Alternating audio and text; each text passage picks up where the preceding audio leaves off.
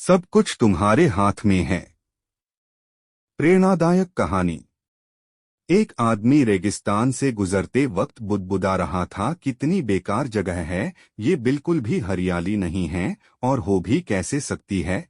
यहाँ तो पानी का नामो निशान भी नहीं है। तपती रेत में वो जैसे जैसे आगे बढ़ रहा था, उसका गुस्सा भी बढ़ता जा रहा था। अंत में वो आसमान की तरफ देख झल्लाते हुए बोला, क्या भगवान आप यहाँ पानी क्यों नहीं देते? अगर यहाँ पानी होता तो कोई भी यहाँ पेड़ पौधे उगा सकता था और तब ये जगह भी कितनी खूबसूरत बन जाती। ऐसा बोलकर वह आसमान की तरफ ही देखता रहा, मानो वो भगवान के उत्तर की प्रतीक्षा कर रहा हो।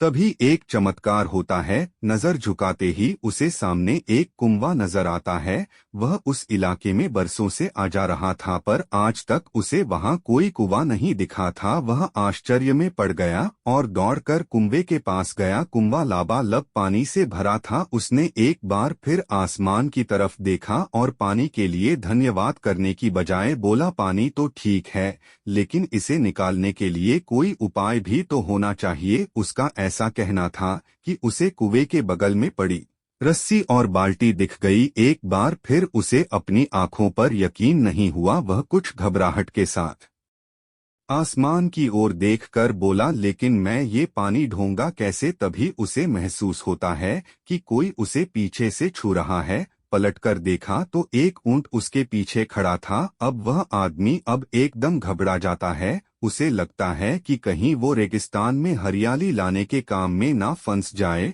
और इस बार वो आसमान की तरफ देखे बिना तेज कदमों से आगे बढ़ने लगता है। अभी उसने 2-4 कदम ही बढ़ाया था कि उड़ता हुआ पेपर का एक टुकड़ा उससे आकर चिपक जाता है। उस टुकड़े पर लिखा होता है, मैंने तुम्हें पानी दिया, बाल्टी और रस्सी दी, पानी ढोने का साधन भी दिया। अब तुम्हारे पास वो हर एक चीज है जो तुम्हें रेगिस्तान को हरा भरा बनाने के लिए चाहिए। अब सब कुछ तुम्हारे हाथ में है।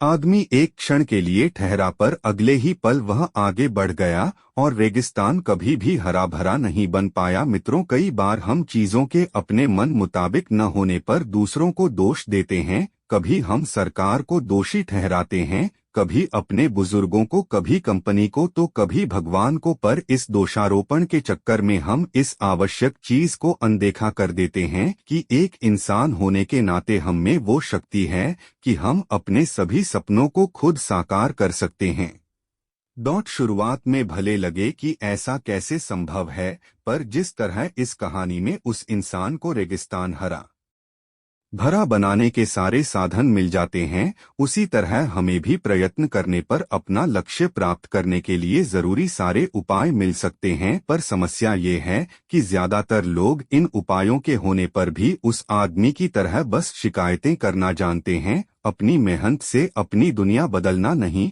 तो चलिए आज इस कहानी से सीख लेते हुए हम शिकायत करना छोड़ें और जिम्मेदारी लेकर अपनी दुनिया बदलना शुरू करें, क्योंकि सचमुच सब कुछ तुम्हारे हाथ में है। धन्यवाद।